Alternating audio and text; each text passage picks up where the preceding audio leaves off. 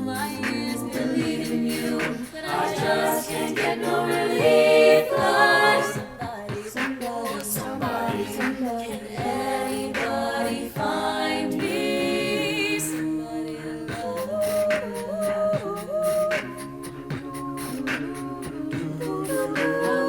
She was every day of my life. I work till I ache in my bones. At the end of the day, I take home my heart on my own. I get down on my knees and I start to pray till the tears roll down from my eyes. Lord, somebody, can anybody find me somebody to love? Someone got no green, I got no blue. I just keep losing my peace and losing. She's alright, she's alright. It's not a thing. I just gotta get out of this prison cell. Someday I'm gonna be free, Lord. Me somebody to love, find me somebody to love, find me somebody to love, find me somebody to love, find Can anybody find me? Yeah. somebody to love, somebody, Somebody, somebody, find me somebody to love. Can anybody find me somebody to love? Find me somebody to love. Find me somebody to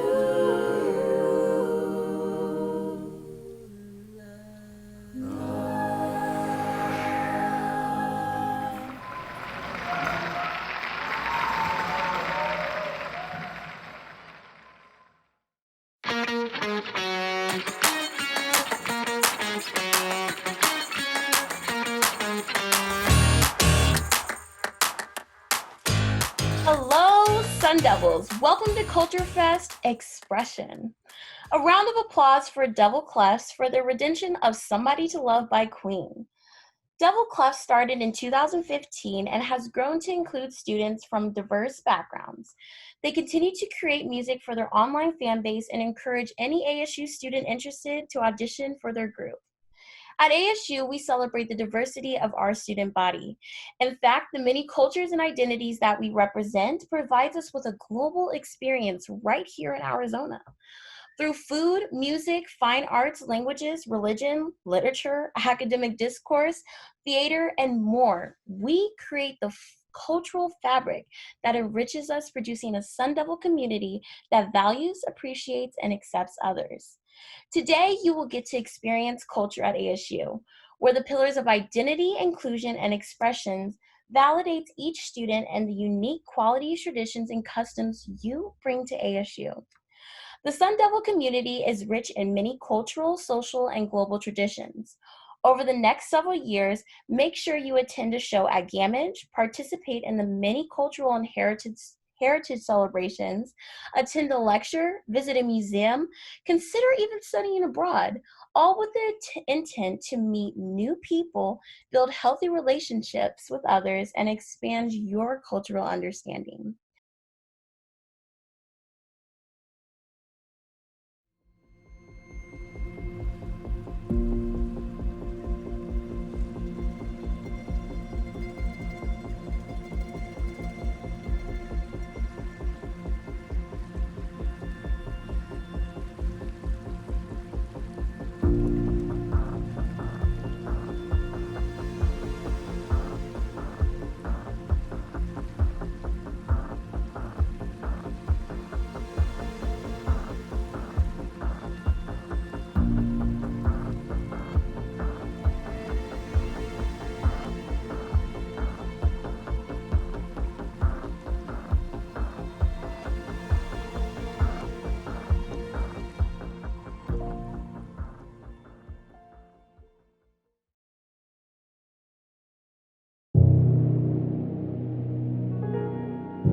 One of the things I noticed in my travels around academia was this increasing separation from society. Harder and harder to translate what the university was doing, harder and harder for kids that were hardworking kids with B averages from high school to find a pathway. What we have found, and this is something that I learned the hard way here myself, was that we, the educators, have been those that have created these disparities. We've created these disparities by not figuring out how to educate across the spectrum of our society. We narrow, we pick, we select. So long as we do that, we're going to get these very disparate outcomes. And so we're trying to work against those outcomes. When we say an institution that's accessible and defined by who we include and not exclude, what we're also saying is that we're an institution that represents the world.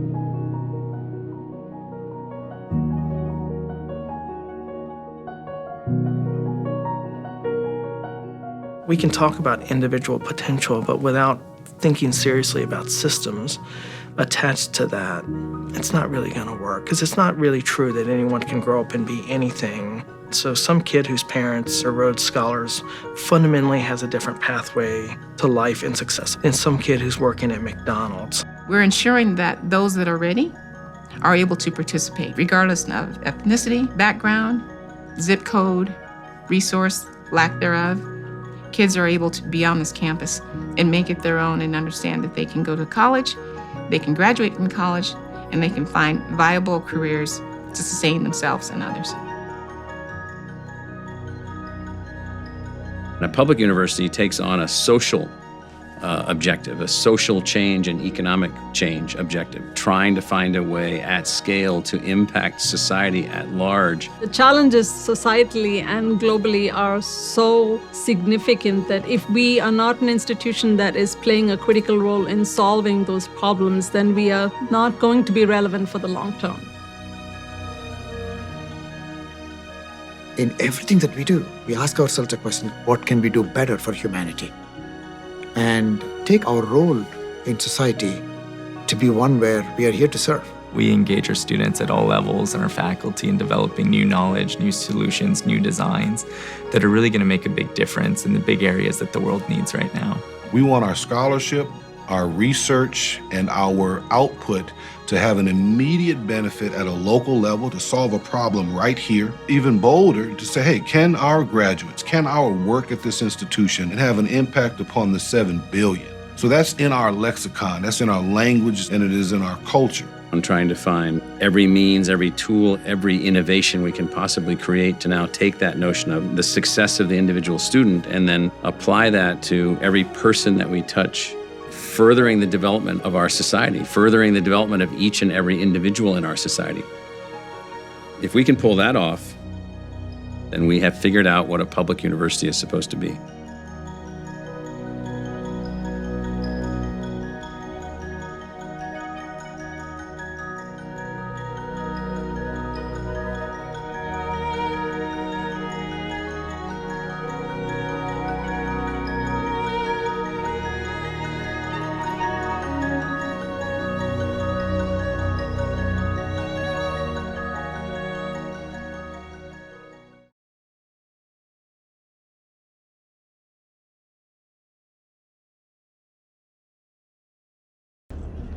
ASU's charter calls for us to assume fundamental responsibility for the communities we serve. Racial injustice against Black, Indigenous, and communities of color has no place at our university. The Council of Coalitions stands in solidarity with the Black community and all those who have protested, shared information, and taken steps toward allyship in the movement towards equality. We condemn the violence and brutality perpetuated by police departments and the senseless murders of George Floyd, Ahmaud Arbery, Breonna Taylor, Dion Johnson, and all other Black men, Black women, and children in our country. We mourn with you and stand alongside you as we vow to amplify the voices of the Black community and collectively call out instances of racism and prejudice as your allies. We recognize that not all of us will understand the hardships and challenges that the BIPOC communities experience. However, this presents the opportunity to educate ourselves and take action towards allyship and acknowledging that racism and prejudice can come in many forms and exist in any community. It is important to know the ways you can take action and take the steps beyond spreading awareness. Engage with the Sun Devil Civility workshops to strengthen dialogue on inclusion, bias, managing conflict, and microaggressions. Celebrate the rich traditions of our communities with culture at ASU's Heritage Celebrations.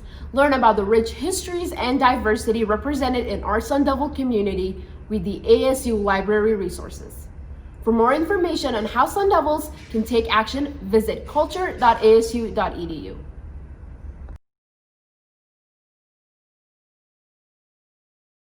Hello everyone, my name is Aditi Galande. I have the honor of introducing our next performance for Culture Fest Expression.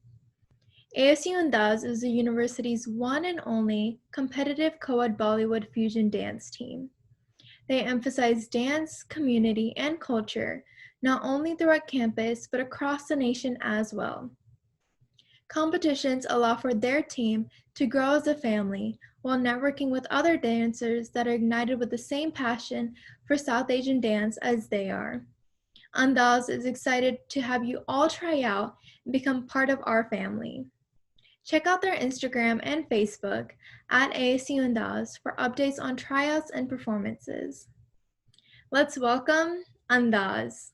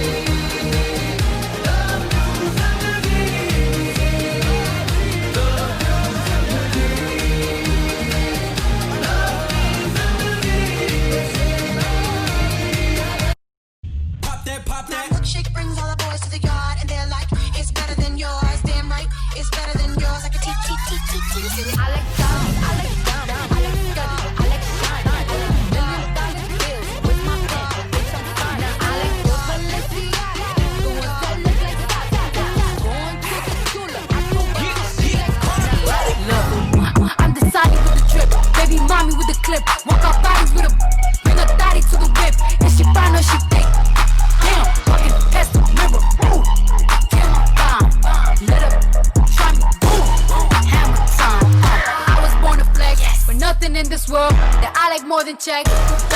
What I really wanna see is the I don't really need a D, I need the roll up back, beat it up. I got bands in the coop, bustin' out the roof. I got bands in the coop, touch me, I'll shoot. Money.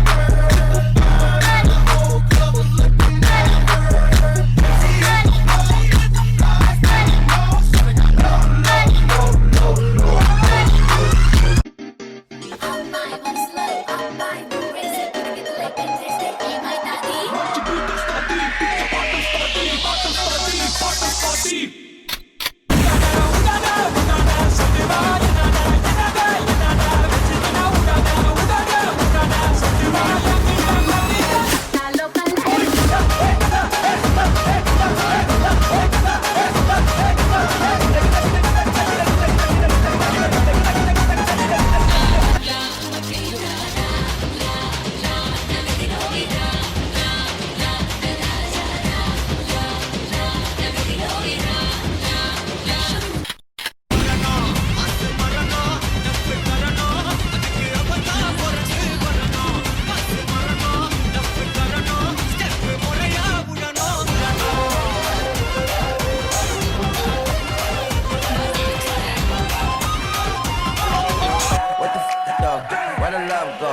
5, 4, 3, 2, I let one go. Bailame como si fuera la última vez y enséñame ese pasito que yo sé un besito bien suavecito. May I have your attention, please? And the winner is Isha Abasti. Everybody clap your hands.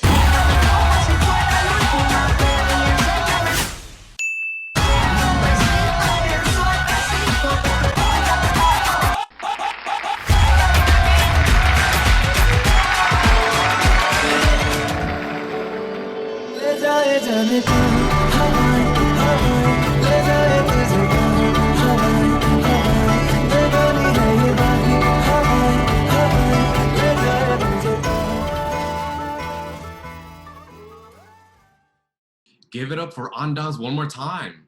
Hello, my name is Avery Toscano and I have the privilege of introducing our next performer. Nishanth is a computer engineer graduate student hailing from Bangalore, India. Nishanth has a passion for singing and has performed on stage during both their undergraduate and graduate days. Today, Nishanth will sing a couple of songs in Hindi that are popular among romantic Bollywood films. Let's welcome Nishanth. उलझन भी हूँ तेरी उलझन का हल भी हूँ मैं थोड़ा सा जिद्दी हूँ थोड़ा पागल भी हूँ मैं बरखा बिजली बादल झूठे झूठी फूलों की सौगाते सच्ची तू है सच्चा मैं हूँ सच्ची अपने दिल की बातें दस्तखत हाथों से हाथों पे कर दे तू ना कर आँखों के पलकों पे पर दे तू क्या ये इतना बड़ा काम है ऐलान है जब तक जहाँ में सुबह शाम है तब तक मेरे नाम तू जब तक जहाँ में मेरा नाम है तब तक मेरे नाम तू मेरे ही घेरे में घूमेगी हर पल तू ऐसे सूरज के घेरे में रहती है धरती ये जैसे पाएगी तू खुद को ना मुझसे जुदा तू है मेरा आधा सा हिस्सा सदा टुकड़े कर चाहे ख्वाबों के तू मेरे टूटेंगे भी तू रहने हैं तेरे हैं तुझको भी तो ये इल्हाम है ऐलान है जब तक जहाँ में सुबह शाम है तब तक मेरे नाम तू जब तक जहाँ में मेरा नाम है तब तक मेरे नाम तू एक बारिया भी जा यारा एक बारिया राह तकूं मैं बेचारा एक बारिया भी जा यारा एक बारिया राह तकूं मैं बेचारा एक बारिया ढल रही शाम है दिल तेरे नाम है इसकी आदत बनी है तेरी यारियां चांद हूँ मैं तू है तारा एक बारिया भी जा यारा एक बारिया ये इश्क की इंतहा लेने लगी इंतहा हद से गुजरने लगी है मेरी चाहते धड़कन की बेताबियां करने लगी इल्तिजा, लग जा गले से जरा तो मिले राहते, बस तुझे चाहना एक यही काम है, काम आने लगी सारी बेकारियां, उस पे शमा भी है प्यारा, एक बारिया भी जा यारा, एक बारिया।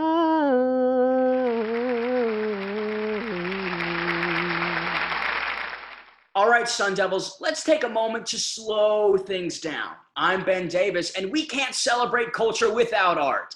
Named the single most impressive venue for contemporary art in Arizona by Art in America magazine, ASU Art Museum, part of the Herberger Institute for Design and the Arts, was founded in 1950 with a major gift of American and Latin American works. Reinventing the University Art Museum, ASU Art Museum reaches beyond traditional boundaries to serve the university, the field, and the broader community by pursuing the highest level of research and experimentation in exhibition, programs, collections, and publications. The museum demonstrates its dedication to innovative collaboration in both global and regional partnerships, presenting contemporary art in all media by regional and international, emerging and established artists. The museum's commitment to pioneering artists and emergent media is expressed in its exhibitions and programs, which receive both national and international attention. 2 locations give ASU Art Museum a broad reach of programs and audiences: the Nelson Fine Arts Center in Tempe and the Ceramics Research Center at the Brickyard, located on Mill Avenue.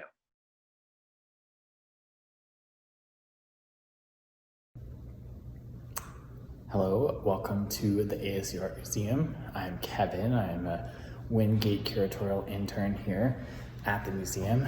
I'm also an art history master's student. I have about 1 more year left until I get my degree, hopefully, fingers crossed.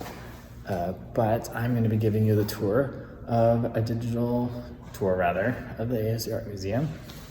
And this is the general map.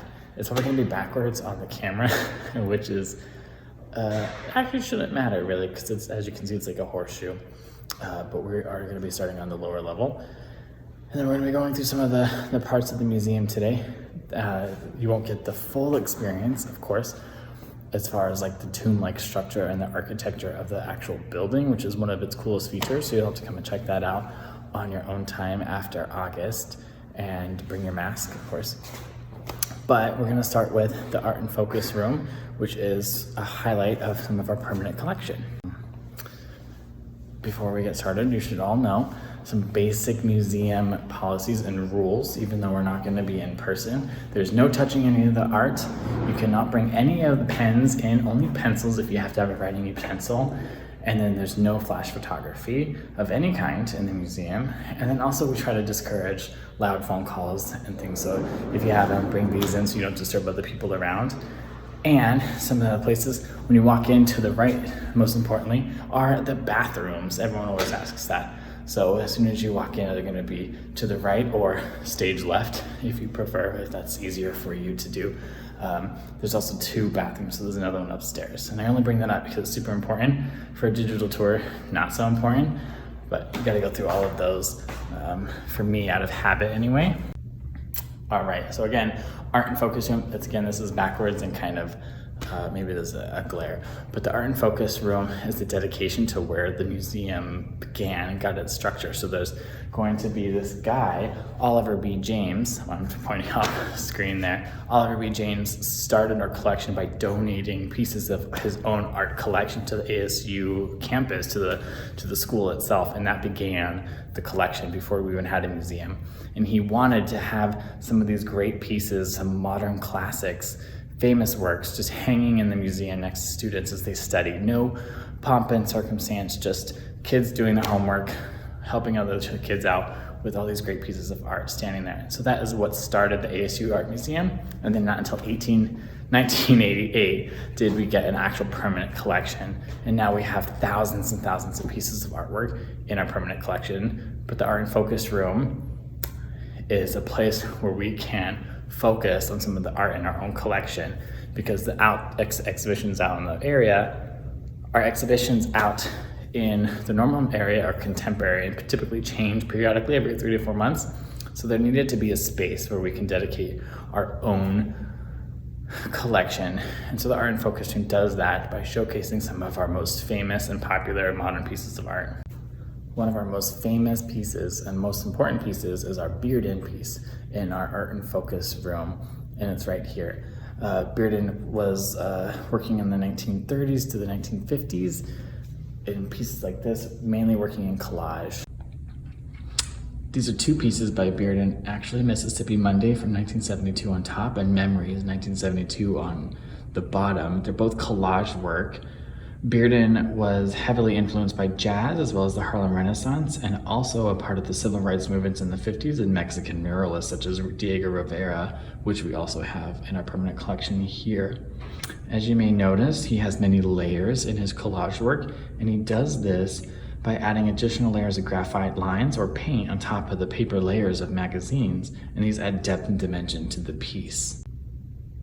Speaking of Mexican muralists, we have another one in our collection by Mexican muralist, that is Sequeiros. And so we have a piece which is going to be hard right here. It's often said to be a preparatory piece for one of his giant murals, because as you get lower to the ground and look up, the proportions become more clear instead of his niece here.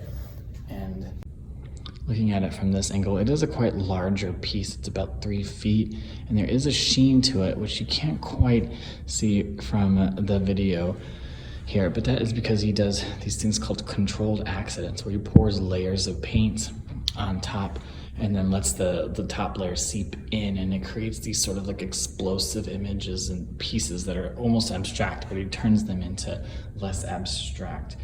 He also uses a material called Duco, the paint, which originally was commercial enamel used on airplanes, and he uses that to create some of his sheens. But in here we have a piece that is often said to be the death of communism because of the hammer and the broken jar there. I'll zoom in there to see that a little bit better.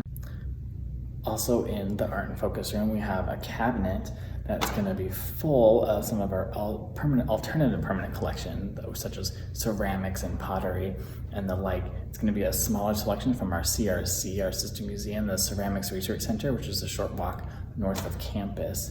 But as you'll be able to see, we're going to have some famous pieces here. We have Richard Notkins, which is famous for his anatomical teak pots, rather. We have Arneson down there, who is well known for his political pieces. And then we have just a varying other degree of pieces in here to check out too, which is just, again, a highlight of some of the things that we have on display on the CRC, the Ceramics Research Center across the street. All right, and behind me, we have what's left of the exhibition Total Collapse, which is no longer on display. But this is kind of a sneak peek of what it looks like. As you can imagine, when an exhibition closed, just an empty gallery, but that's still something that not a lot of people really get to see. We have 2 pieces that are still, actually the only ones that are left from there. But we have a special video from the curator, Andres, that I'm going to show you, and it can give you a better feel of what the exhibition would have been like and more of what the exhibitions are like at the ASU Art Museum.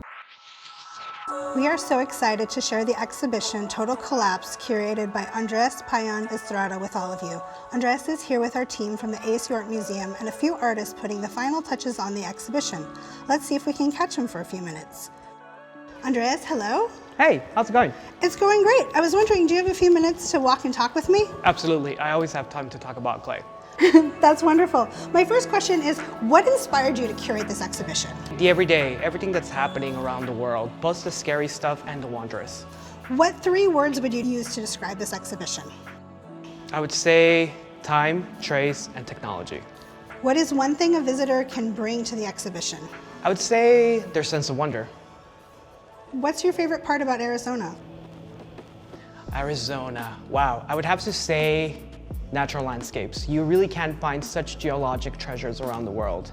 And speaking about geology, let's go check out the galleries and see what we have unearthed in there.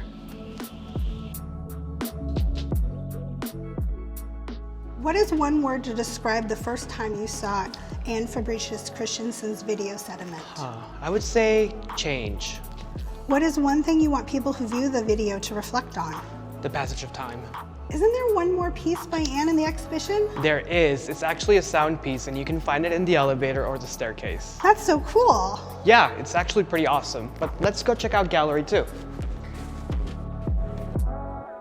I'm really intrigued about Daniel Barr's work. Can you tell me a little bit more? Absolutely, I adore this work. I was actually really interested in the way that he's able to combine an everyday object into his sculptural work.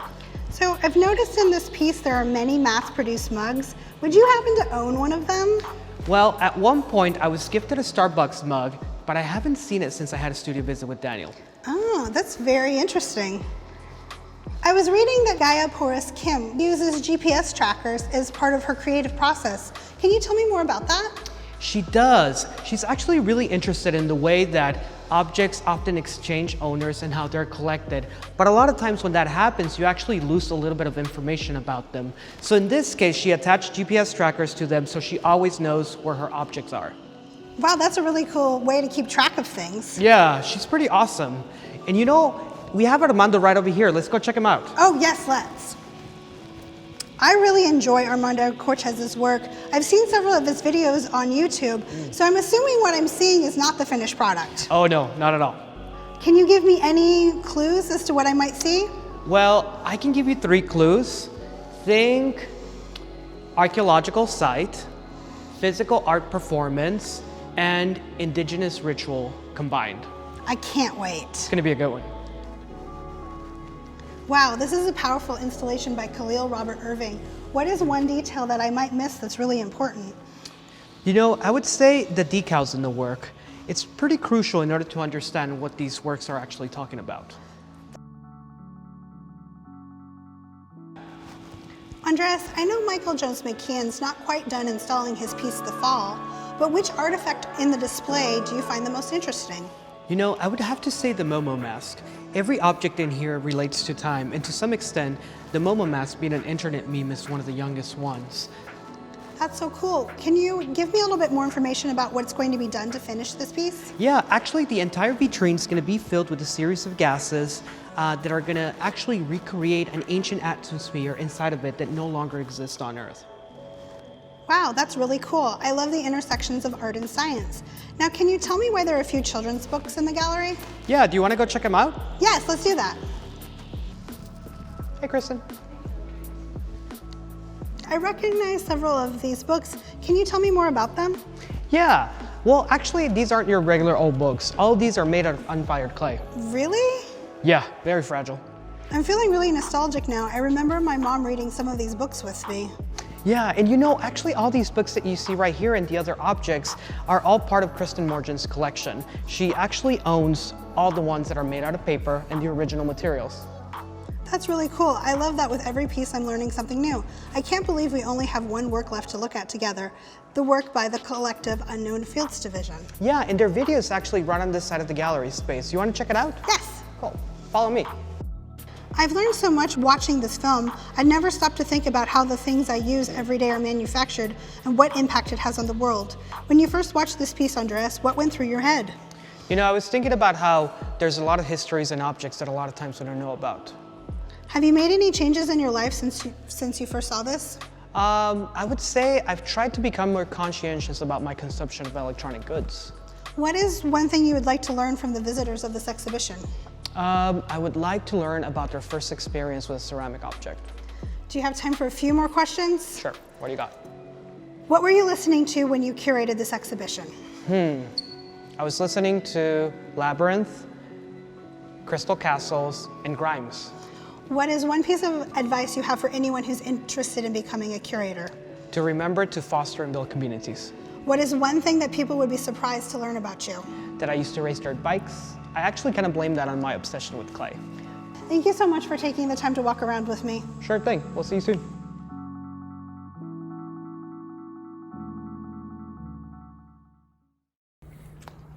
All right, next exhibition that we have, which is still ongoing for a handful more months, that we have Michael Sherrill. Again, I know that it's backwards, but just promise it says Michael Sherrill. This is also the lighting. This is retrospective. This is a mid-career retrospective for Michael Sherrill, meaning that it has some of his beginning as well as some of his most latest. I call it a mid-career because he's not done. So he's still going to continue to make work. And so it is just a retrospective so far, of course, of what he's made. So we have a two-level system space for Michael Sherrill. And so the first level is some of his entry level, get to know who Michael Sherrill is, some of his basics, some of his self-taught pieces for Michael Sherrill. And then the second floor is some of his, where he evolved to, what he's doing now, and things of that nature. So as far as Michael Sherrill goes, he's inspired by native plants from the mountains of North Carolina, Appalachia. And that's kind of his thing in dealing with these complex themes with plants. But on this first level, we have where he starts and where most people that get into ceramics start, and that is teapots, which can be a little confusing if you're new to ceramics, because you're looking at this and you're like, why teapots? Why are all these people making teapots? And the answer is that for such a long period of time for human history, teapots had to be functional. That's the number one thing that teapots have to be, is functional, because you can't have tea if it doesn't pour or if it doesn't hold liquid. And so teapots, as a ceramicist, figuring out how to create something from wet clay that can dry and be used to hold liquid and to pour is a skill, a technical skill, and then taking that technical skill and that know-how and then changing it into something that is artistic and beautiful is really what drives a ceramicist. So typically they all start there. So I'll show you some of his incredible teapots that are mind-blowing.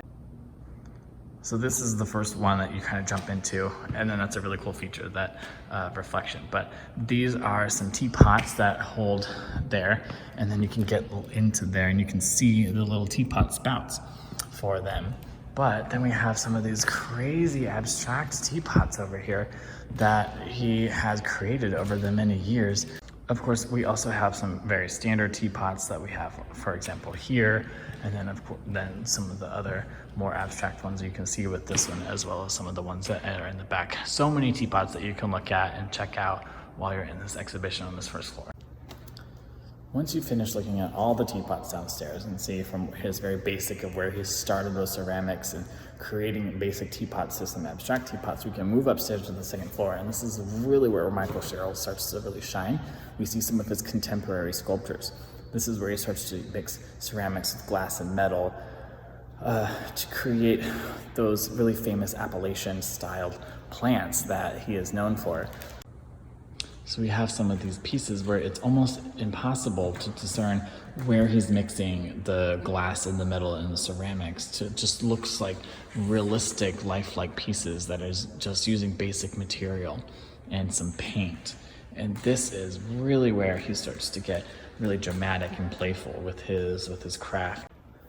On top of working hard to create a realism in displaying these plants and adding color, sort of like those colorful teapots downstairs, but in terms of flora and things. He also tells dramatic stories with these pieces. And so for example, we have this guy right here. And so this is the story of life and death. So we have this tree branch that has weathered a storm. And then at the end of the storm, we have a branch that is broken off and died. However, there's still a branch that's still alive. So in one piece, he has encapsulated life and death in a really dramatic, simple story that is a really fun story to hear him tell in person. And that's what he's doing with all of these pieces. They're not just, look, I can create a plant. He's like, look what this plant is telling you. I'm telling you a story. And I'm able to create that with just 3 simple things and some paint. And that's the remarkability of Michael Sherrill. And some of these are scopes and sizes that you really need to see in person. That one that's on the wall, that's a good 4 feet. It's gigantic. And then you have other pieces like this, where I am about 6 feet tall, and this is going to like, about 5.5 feet. I mean, of course it's on a platform, but the scale of it is gigantic. And even smaller pieces like this, considering that this is just ceramic pieces on glass and sitting on a very tiny bronze frame.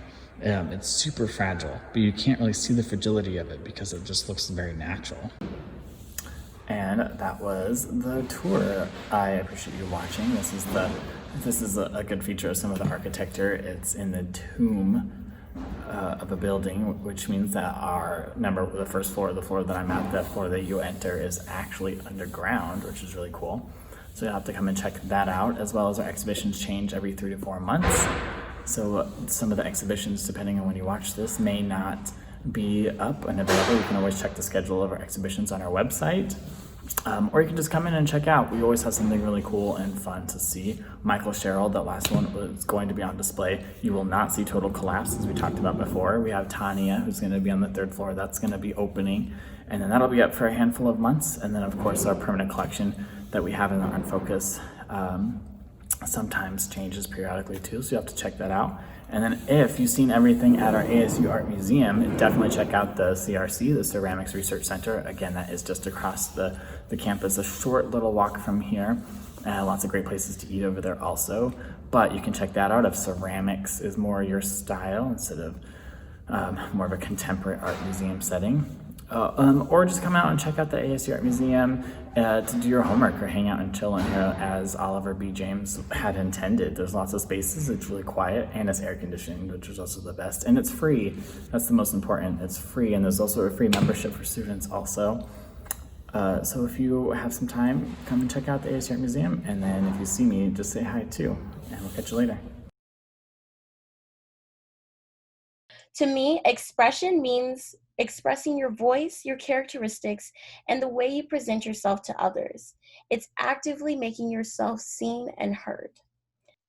To me, expression is the active and diligent use and facilitation of your identity, your different beliefs, your backgrounds into your day-to-day routine. Expression is seeing the beauty in yourself and letting that flow in everything you do and having that be visible and apparent to those around you in the different communities and spaces that you find yourself in.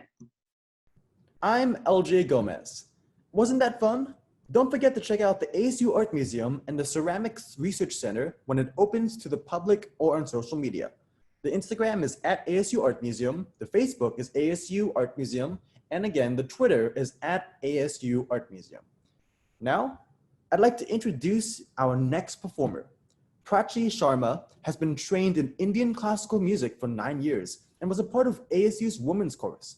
Prachi loves to read books and hike on their free time. The literal meaning of the song Prachi has selected is, "You are the reason behind my smile." Arijit Singh has beautifully captured the essence of love in this Hindi song. Let's welcome Prachi Sharma.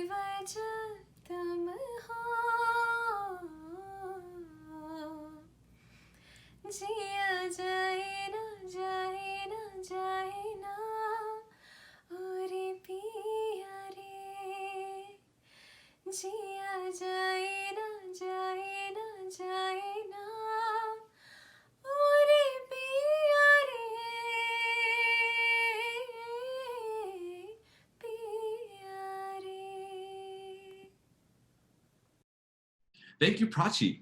That performance was absolutely wonderful. Hello, everyone. My name is Eber Toscano, and I have the pleasure of introducing our next performer. The Tempetations are the award-winning co-ed a cappella group on campus. Started in the fall of 2010, the Tempetations regularly compete in the international competition of collegiate a cappella, earning first place and best arrangement in the Southwest quarterfinals in 2018, and best soloist in 2020. All of the music performed by the Temptations is arranged by the members of the group, and their style is a range of classical and contemporary pieces. Let's welcome the Temptations. I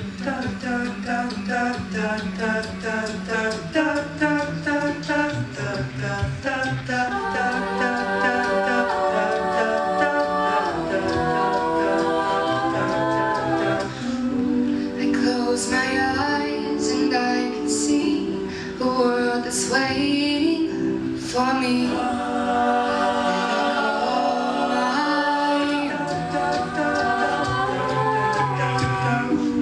Through the dark, through the door, through and no one's before. But it feels like they can say it all sounds crazy. They can say I've lost my mind. I don't care, so call me crazy. We can live in a world that we decide. 'Cause every night I lie in bed, the brightest colors fill my head. A million dreams are keeping me awake. I think of what the world could be, a vision of the one I see. A million dreams is all it's gonna take. A million dreams for the world we're gonna make. However big, however small, let me be part of it all. Share your dreams with me. You may be right, you may be wrong, but say that you bring me along to the world you see, to the world I close my eyes to see, close my eyes to see. 'Cause every night I lie in bed, the brightest colors fill my head. A million dreams are keeping me awake. A million dreams. Think of what the world could be, a vision of the one I see. A million dreams is all it's gonna take. Oh, a million dreams for the world we're gonna make.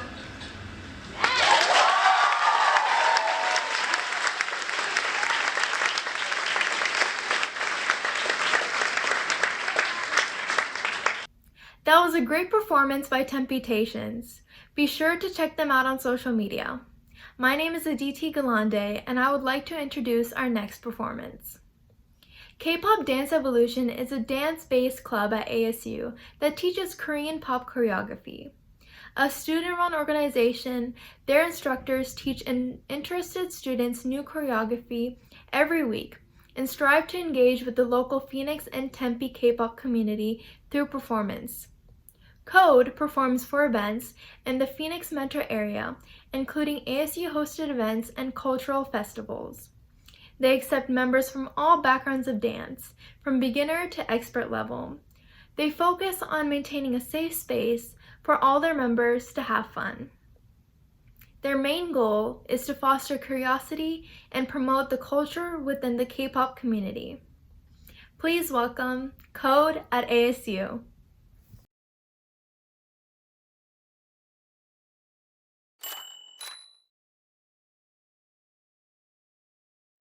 Behavior.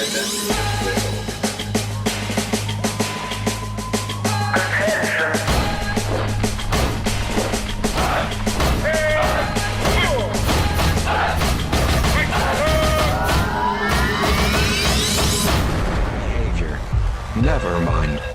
Go crazy.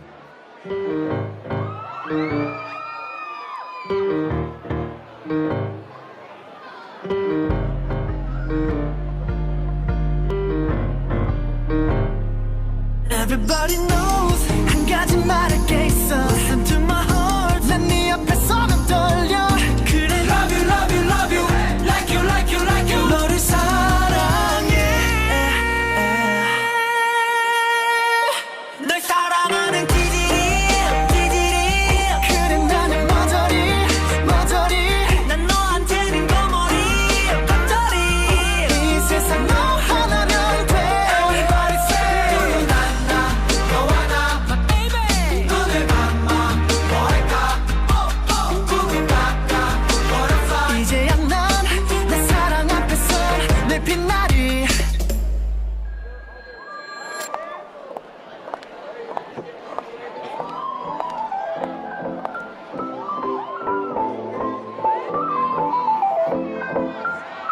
Baby 거부할 수 없게 넌 나를 흔들어.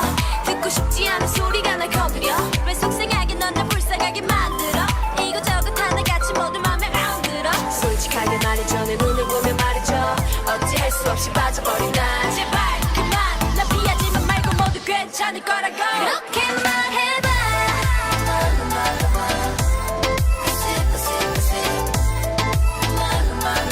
날 사랑한다고. 그렇게 말해봐.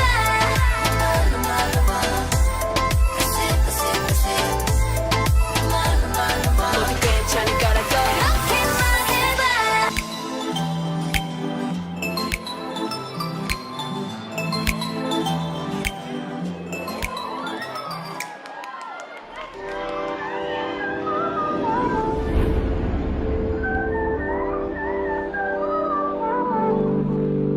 대체 못할 묘한 매력 숨쉴 공간 없이 채워 뭔가 느낌이 와. 이미 본능적인 액션 서로 반응하는 feeling 순간 끌려가. Crazy sexy cool 아찔함에 그 바람에 스쳐 날 느껴봐.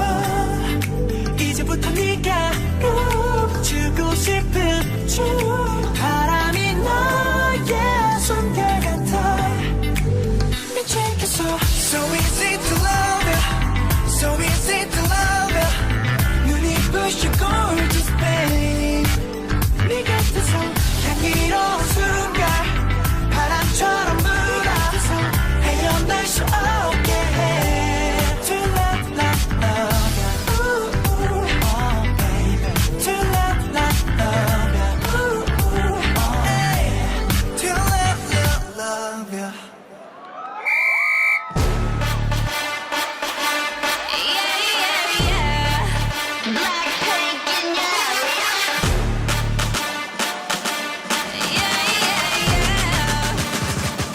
Let's kill this love. Yeah, yeah, yeah, yeah, yeah. Ram pa pa pa pa pa pa. Let's kill this love. Ram pa pa pa pa pa pa.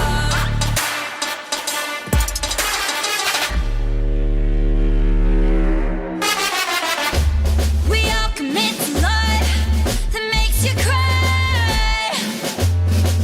Oh, we're all making love that kills you inside. Yeah, we must kill this love. Yeah, it's not but true. Gotta kill this love before it kills you too. Kill this love. Yeah, it's not but true. Gotta kill this love. Let's kill this love.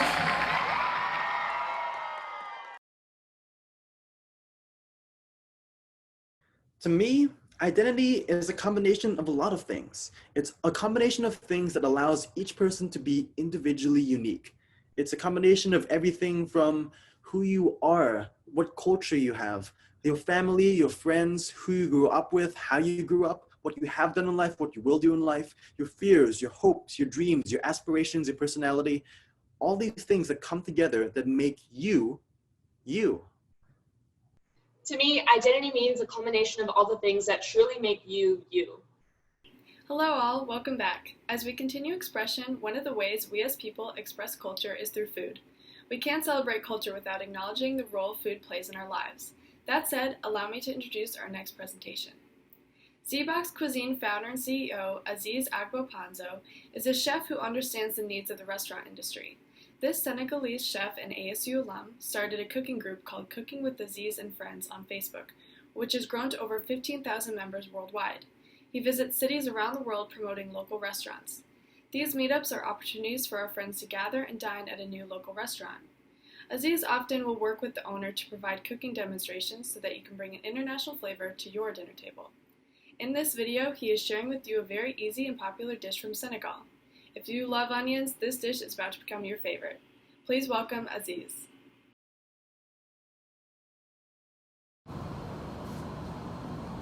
Hello, Sun Devils. My name is Aziz Agbopanzo. I would like to welcome you to ASU. I am also an ASU alum. Today, I am your chef. Before we get to that, let me tell you a little bit about myself. I have founded a group on Facebook called Cooking with Aziz and Friends that has members all over the world. We organize events and cooking events all over the world. I am also the CEO and founder of ZBoxCuisine, which you can find on the website below. So today, I'm going to teach you how to make a Senegalese dish named yassa. Let's start cooking. Let me tell you how to make this dish. So yassa dish is a very, very popular dish in Senegal. It is also what you will find in many restaurants, Senegalese restaurants all over the world. It is an onion-based dish. The sauce is what makes it. It's usually eaten with rice. So we'll get to the rice a little bit later. But let me tell you about the ingredients. We have chopped onions, lemon juice, salt, pepper, bay leaves, oil, garlic, and mustard. The mustard is optional. People sometimes do not put mustard. The traditional people don't want to put mustard in it, but you can or don't have to. So today I'm gonna make it with chicken. I'm gonna make some kebabs with it for you. But typically, people can have it with beef or fish, grilled fish. For those who obviously don't eat those things, just don't put them in there. Just stick to the basic ingredients that I started with. Let's get into it. We're gonna start with the chicken. As you can see here, I already pre-cut some chicken, so I'm using chicken breast. Just to show you real quick, if you have a chicken breast, you just wanna make some little cubes, just like this.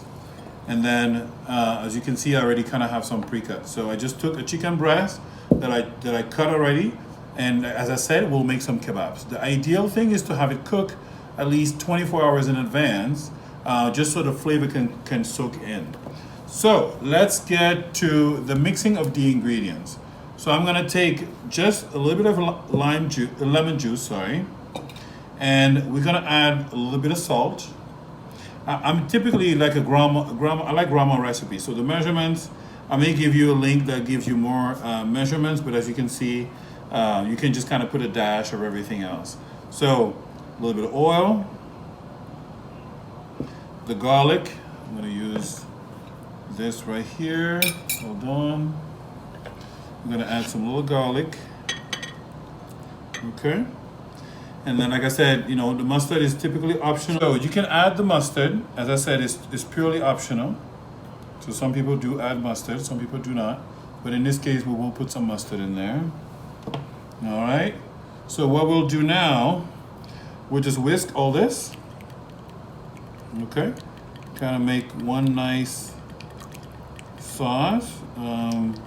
See, sometimes you have to kind of watch a little bit of the amount of things you have to put. I will definitely put a friend of mine recipe, so that will be more helpful in terms of measurements for you. So now we take the onions, we'll pour it all in there, okay? And then this is where we add the chicken. And the idea is just to mix it all, so the flavor can kind of mix pretty good.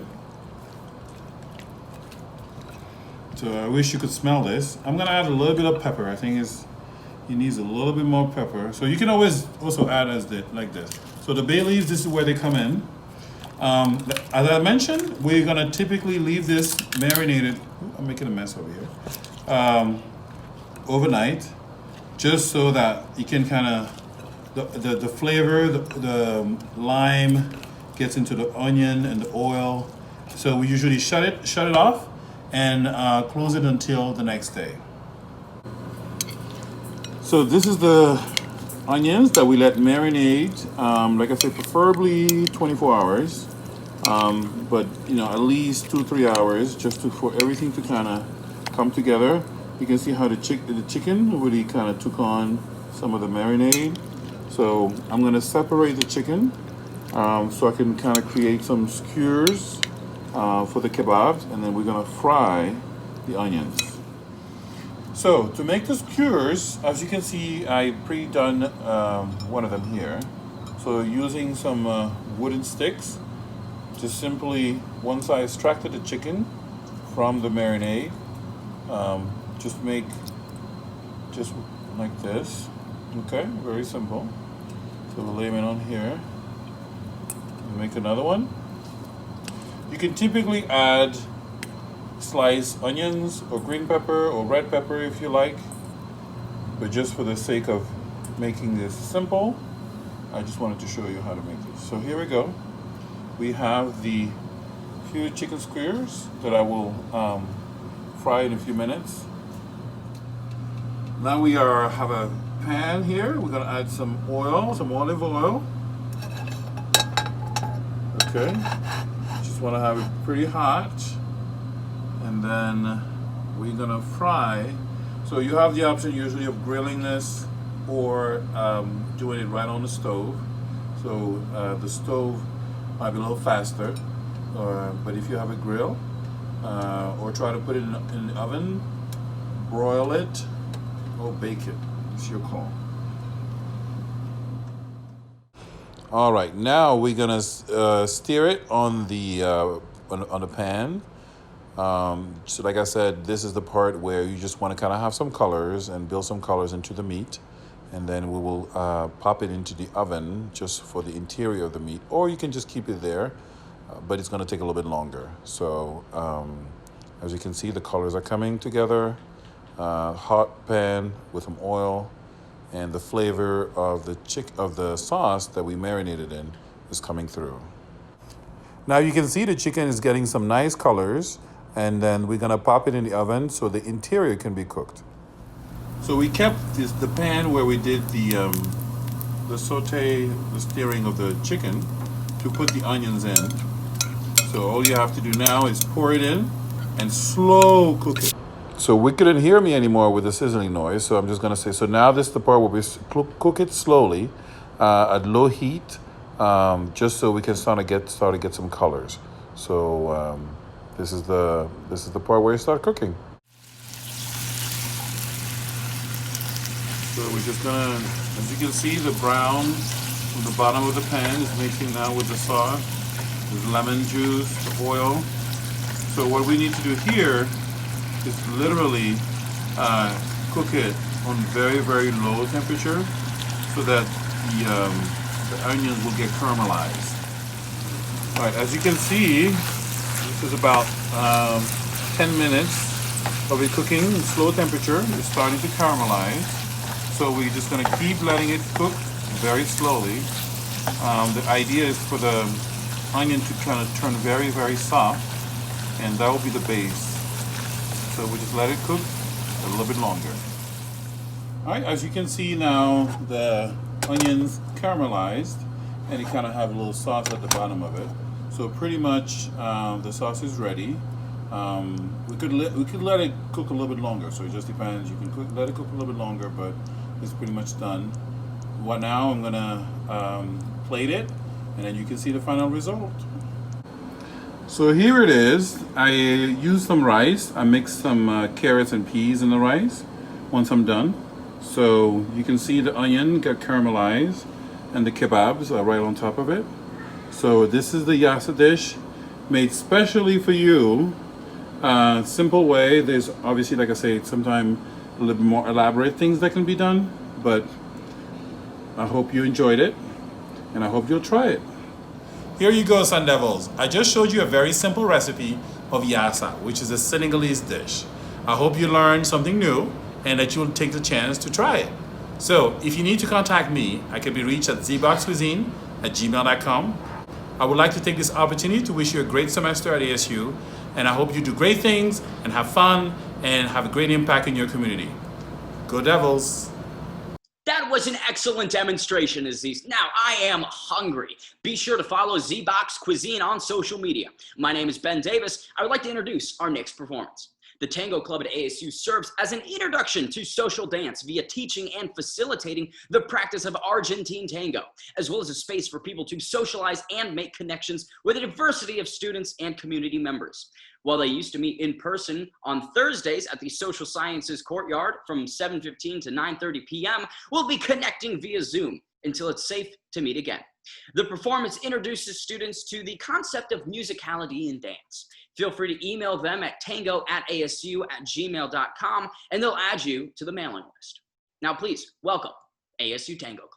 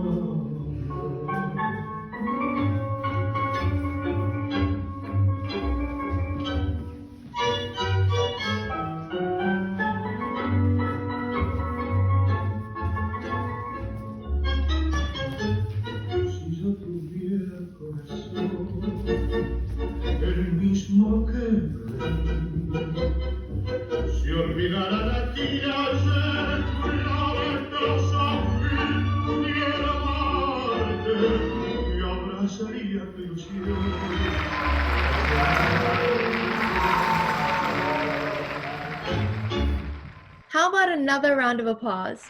My name is Aditi Galande. Thank you all for joining us today. I would like to introduce our next artist.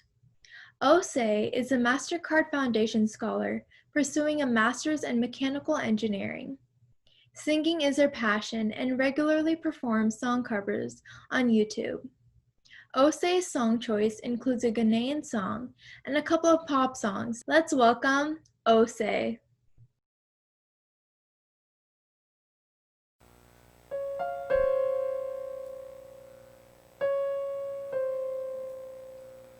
I was distracted and in traffic. I didn't feel it when the earthquake happened, but it really got me thinking. Were you out drinking? Were you in the living room chilling, watching television? It's been a year now. Think I figured out how to let you go and let communication die out. I know, you know, we know you weren't down for forever, but it's fine. I know, you know, we know you weren't meant for each other, but it's fine. But if the world was ending, you'd come over, right? You'd come over and you'd stay the night. Would you love me for the hell of it? And all our fears would be irrelevant. If the world was ending, you'd come over, right? The sky'd be falling and I'd hold you tight. No, there wouldn't be a reason why we would even have to say goodbye. If the world was ending, you'd come over, right? If the world was ending, you'd come over, right? I try to imagine your reaction. It didn't scare me when the earthquake happened, but it really got me thinking. Night we went drinking, stumbled in the house and didn't make it past the kitchen. It's been a year now. Think I figured out how to let you go and let communication die out. I know, you know, we know you weren't down for forever, but it's fine. I know, you know, we know you weren't meant for each other, but it's fine. But if the world was ending, you'd come over, right? You'd come over and you'd stay the night. Would you love me for the hell of it? And all our fears would be irrelevant. Said if the world was ending, you'd come over, right? The sky'd be falling and I'd hold you tight. No, there wouldn't be a reason why we would even have to say goodbye.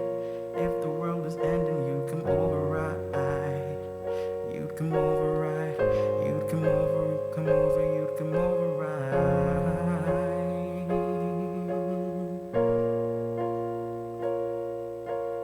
I know, you know, we know you weren't down for forever, but it's fine. I know, you know, we know we weren't meant for each other, but it's fine. But if the world was ending, you'd come over, right? You'd come over and you'd stay the night. Will you love me for the hell of it? And all our fears would be irrelevant. Said if the world was ending, you'd come over, right? Sky'd be falling and I'd hold you tight.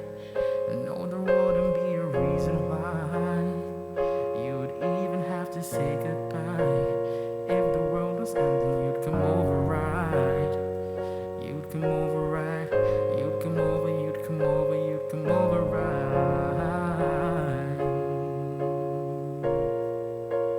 If the world was ending, you'd come over, right? That was If the World is Ending by J.P. Sachs and Julia Michaels. And shout out to all those organizing Culture Fest, and I'm glad I'm here performing for you today. So the next song I'd like to perform is Marshmallow. The next song I'd like to perform is Watermelon Sugar by Harry Styles. And it's kind of like topping charts right now. It's a popular song out there, and I hope you guys enjoy it. So here it goes. Tastes like strawberries on a summer evening, and it sounds just like a song. I want more berries and the summer feeling. It's so wonderful and warm. Breathe me in, breathe me out.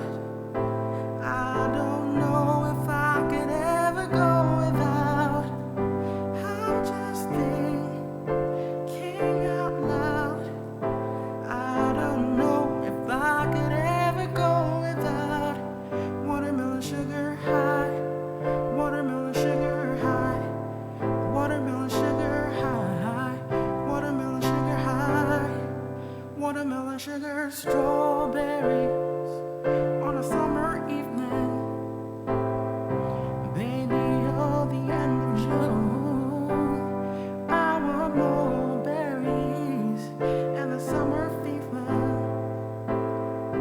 It's so wonderful and true. Breathe me in, breathe me out. I don't know if I could ever go without. I'm just thinking out loud. I don't know if I could ever go without watermelon sugar high, watermelon sugar high, watermelon sugar high, watermelon sugar high, watermelon sugar high, watermelon sugar high, watermelon sugar high, watermelon sugar high. I just wanna taste it. I just wanna taste it. Watermelon sugar high. I just wanna taste it. I just wanna taste it. Watermelon sugar high. Watermelon sugar high. Watermelon sugar high. Watermelon sugar high. Watermelon sugar high. Watermelon sugar high. Watermelon sugar high. Watermelon sugar high. Watermelon sugar high. Tastes like strawberries on a summer evening, and it sounds just like a song. I want more berries and the summer feeling. It's so wonderful and true. Breathe me in, breathe me out. I don't know if I could ever go without. I'm just thinking out loud.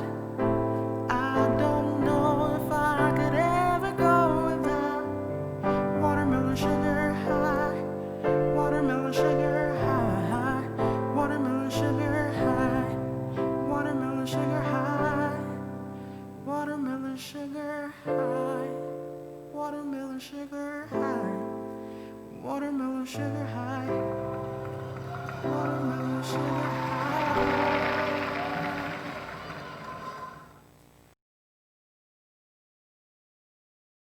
To me, inclusion is creating a space where the unique differences in people's identities, people's beliefs, ethnicities, backgrounds, these different things, inclusion is saying, hey, that's all appreciated and that's welcome in this space. This community recognizes that these differences that we all have, that's what makes the world go round. To me, inclusion means promoting diversity. If we can learn to embrace and attempt to understand each other's viewpoints and cultures, even if they're a little bit different from ours, then it will ultimately create this really beautiful round table, being able to create dialogue, meet new friends, and create a community where we all understand and appreciate each other more deeply than before. Welcome back. So what did you think about inclusion? Let's continue expression. My name is KoDE Walker, and I have the privilege of introducing our next artist. Sean Avery is a rapper, poet, and teaching artist based in Arizona. Their work integrates rap, poetry, and theater to explore how Black masculinity is projected onto their body. They strive for an authentic performance of self in hopes that they'll inspire others to examine their own identities. Hey y'all, it's me again. My name is Sean Avery, and I'm coming to you from the ZBox Studios in downtown Phoenix, Arizona. I'm reading another one of my poems for you all. This poem is also from my upcoming collection of poetry and personal essays titled 808s and Other Worlds. Today's poem is titled Furwa Lux, which is Latin for black light. I'm a rock star. Samir Basil Woods, professionally known as Lil Uzi Vert. Plum purple dreads swing like pythons from the scalp of our protagonist. He stands aglow, lit by neon jewels, weapons at the waist of designer denim, ready to battle our Father. How did we get here? The Lightbringer, spreading vanity like peacock feathers, war-bound with big guns and music emitting from foreign chariots, shadow angels streaking through exhaust smoke, armored immortals faithful to him as youth are to the piper, drawn like flies to phosphorus trap, each 808 bubbles of lava, melodies, molten streams, ad-libs, veiny channels, the chorus, a curtain of fire, hot shit as a result of self-discovery, Lil Uzi, too short to box with God, so he's shooting the morning star, ultraviolet and violent. Soon, he'll become one light amongst hundreds, falling for 7 nights until he and his army crash. Crestfallen and zealous, the son of dawn himself will sink into the shape of a serpent, sliding into paradise, transmuting his diamond grills into fruit, which 2 humans will eat to realize their bare, naked bodies. This happened long ago, before a bronze man with hair like wool performed miracles, before a tower or bull challenged our Lord, a rapper did, with tattooed skin, face piercings, fuchsia locks like the syrup in his cup and starlight for tea, before free will was dreamed of. He steamrolled beyond the fixed heavens, pioneering freedom. Lil Uzi Vert, pride-sick rock star, stood before his maker and said, I too deserve to be praised. Thank you all, that's one of my favorites.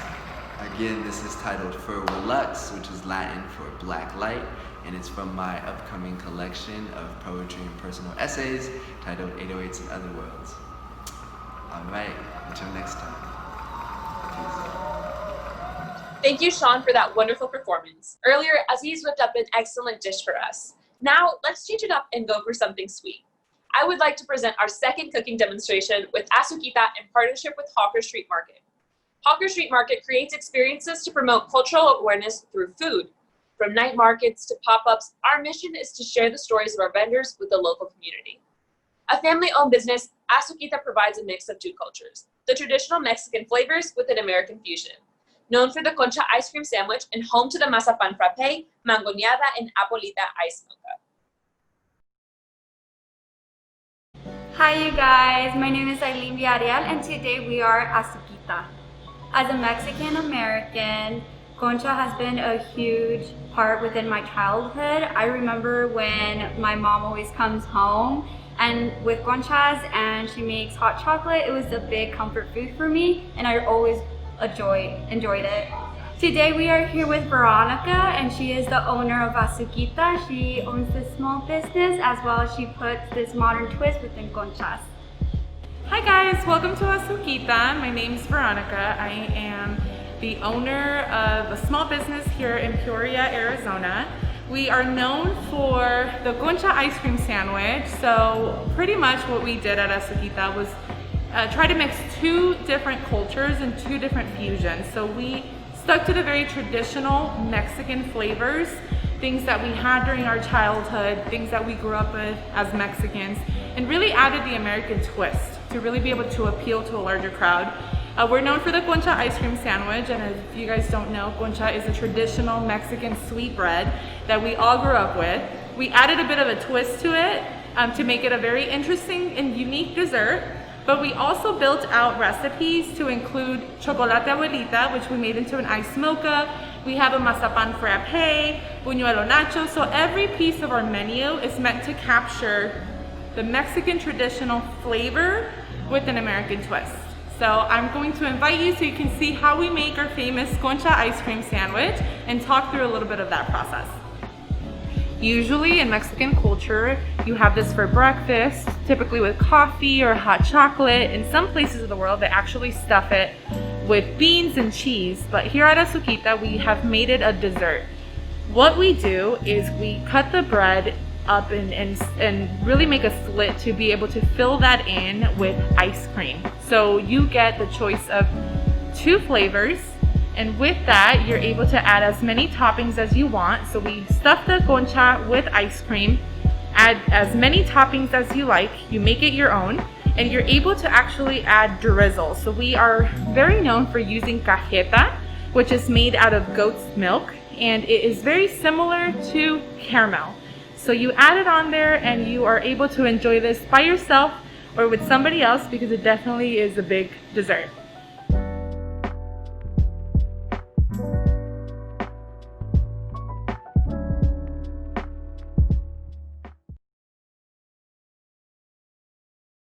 To me, culture is a set of norms that have been established and deeply rooted. Culture brings people together in some aspects and is overall a way of tradition. To me, culture is essentially the way that you were brought up, the societal norms that you embraced as normal. Growing up as a first-generation American in a Filipino immigrant household, I ultimately learned a lot because I had both aspects of Asian American culture and Filipino/Latino culture within my single household. Hello all, we are coming down to our last performance of the day, but before we do, let's enjoy our last cooking demonstration. In partnership with Hawker Street Market, we would like to introduce Genbu Waffles and Drinks. Genbu Waffles is a dessert and tea shop that serves Hong Kong style egg waffles and milk tea. Known as bubble waffles, these delicious and uniquely shaped treats come filled with ice cream and topped with candy, condensed milk, and more.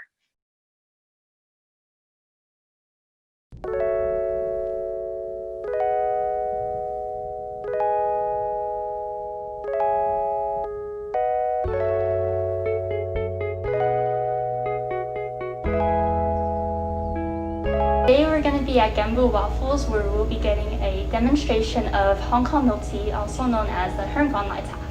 As an Asian American, I drank milk tea throughout my childhood, as my parents are both from Hong Kong, so that was a traditional drink in our household. But one summer I visited Hong Kong and tried Hong Kong style milk tea for the first time. It was then that I realized that Hong Kong style milk tea tasted very different from the milk tea I drank growing up. It was a lot silkier, creamier, and the tea taste was a lot stronger. From this, I did a little bit of research and asked some of my family members and realized that Hong Kong milk tea is a true representation of what it means to be Asian American. It utilizes Western methods for the brewing while utilizing Asian taste. So that's essentially what I am, as I am both Asian and American. Hi, I'm Alex. Hi, I'm Matt. And we're the owners of Genbu Waffles. And we're going to show you a demonstration of our Hong Kong style milk tea in collaboration with Hawker Street Market. We're going to do a demonstration for Hong Kong style milk tea. So what we're doing here first is we're going to be straining the tea. We'll basically be doing this a few times just to help increase the flavor of the tea itself. This is what they traditionally do in Hong Kong, and this is another reason why it's also referred to as a silk stocking milk tea, because we use a silk stocking as the strainer for the tea. And yeah, this is going to help the aroma of it, and it's going to make it taste a lot better. What they usually do sometimes is that they actually put eggshells in there, and what that do is to help with the bitterness of the tea as well. So there's a lot of different ways that you can do this. And the teas that we use a blend of organic black teas, which helps deepen that flavor.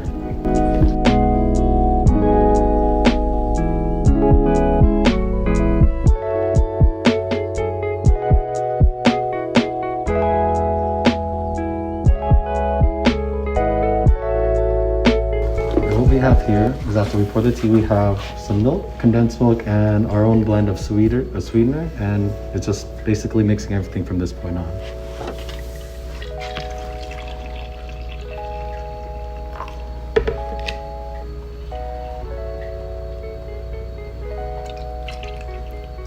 traditionally in Hong Kong they use either evaporated milk or condensed milk, because that's just how it was done traditionally.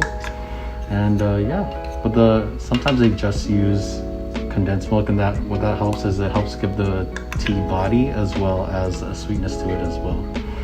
So we just kind of make it our own way here, so it's our own style for sure.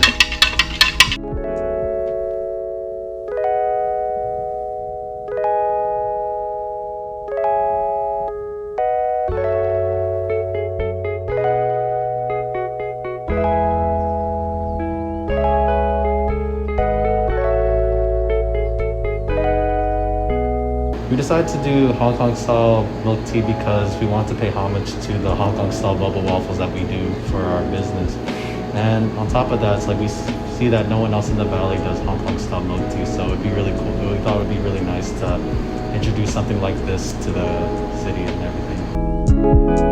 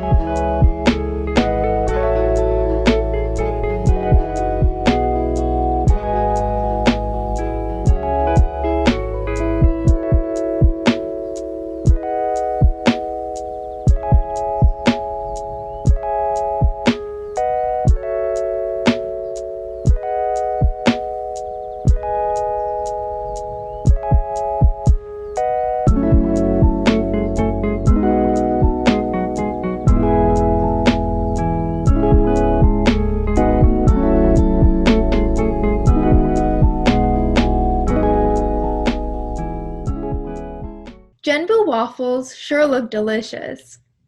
All right, Sun Devils, we are down to our last performance for Culture Fest Expression. This performance is by the SambAZ dancers of Phoenix, Arizona. They're competing at the National Samba Queen and King competition and placed first for the 6th year in a row. Samba is of African Brazilian origin and is a dance you would find at Carnival in Brazil. Samba is a 2x4 time dance with high energy movements. For our final performance, let's welcome the amazing Samba performers.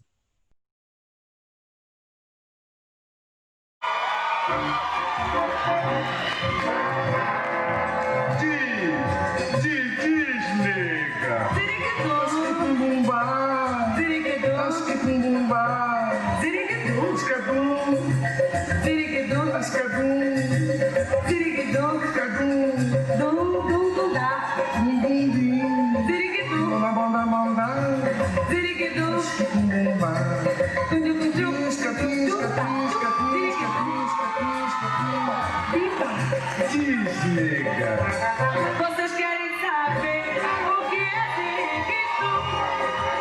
Ziriguitu é coisa assim que só se faz com pandeiro e tamborim.